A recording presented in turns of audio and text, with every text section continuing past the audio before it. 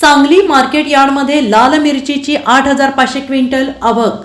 सांगलीच्या कृषी उत्पन्न बाजार समिती येथील आवारात यावर्षी डिसेंबर अखेर मिरचीची 8,500 क्विंटल आवक झालेली आहे आणि फेब्रुवारी 2025 मध्ये नव्यानं मिरचीची आवक होणार असल्याचं मार्केट कमिटीतर्फे सांगण्यात आले।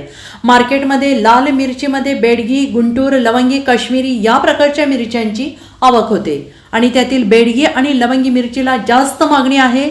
मिरचीचा हंगाम फेब्रुवारी ते मार्च महिन्यात सुरू होतो। मिरची आज प्रत्येकाच्या घरात गरजेची आहे। आंध्र प्रदेश, कर्नाटक आणि मध्य प्रदेश या 3 राज्यांमध्ये मिरचीचे सर्वाधिक उत्पादन घेतलं जातं।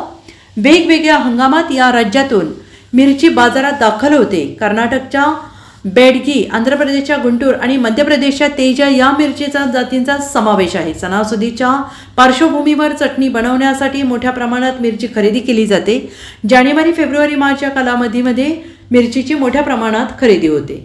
Bureau report, SBN Marathi, Sangli.